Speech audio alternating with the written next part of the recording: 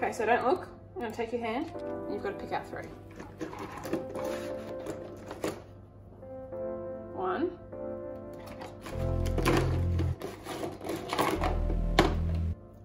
2,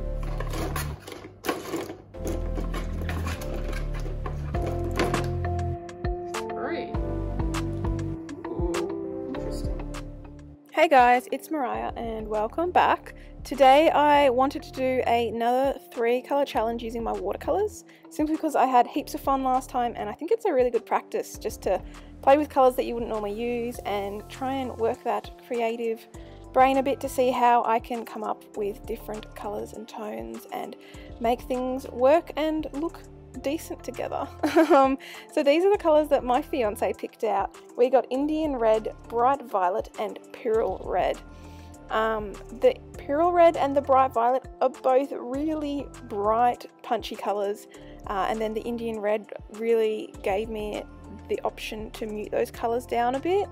Now I decided in this video to include just a quick process of me taping my paper with my sketch on it, because I don't know if I've shown that before, but it's really basic. I just tape it all the sides down once with a thin masking tape, and then I go down and tape that to my board or my table using another masking tape that's a bit thicker than the previous one.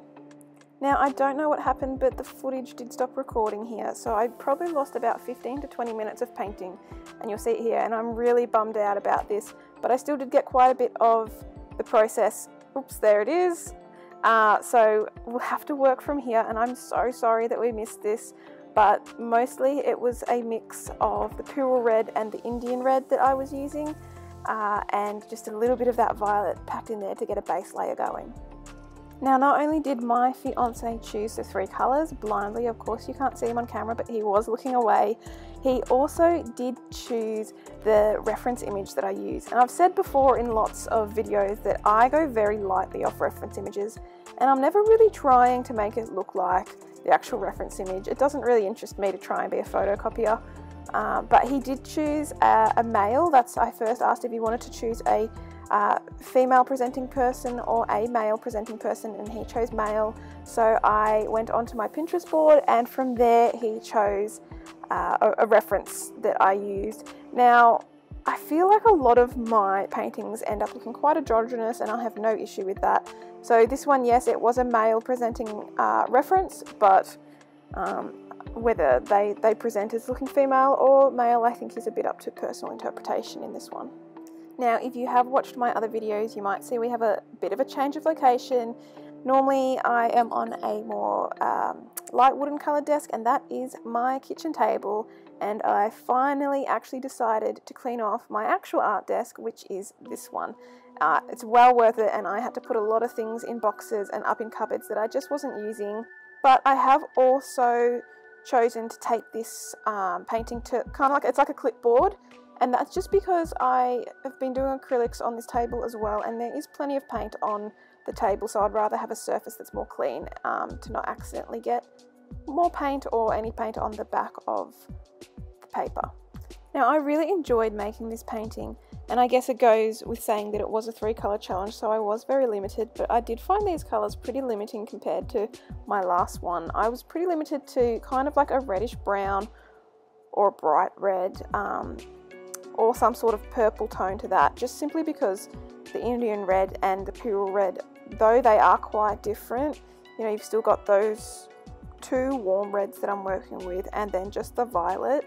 But I guess that is the nature of the challenge, and I just absolutely, I've got to say, I love doing these challenges. It's so exciting to pick out the colours and then to try and create something just using those colours. It really just gets my brain working and my creative energy flowing, and I reckon I could do these weekly if I set aside the time. I just have so much fun and so many watercolours to do them with.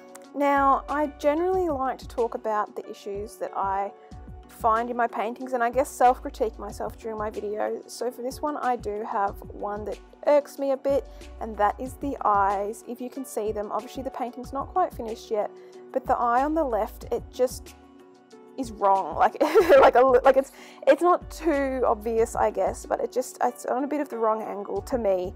And I think also with the shadow above the eyes, on the left eye it comes a lot higher to the brow bone, and on the right it's not as stark, and I think that just kind of throws the balance of the face off a little bit.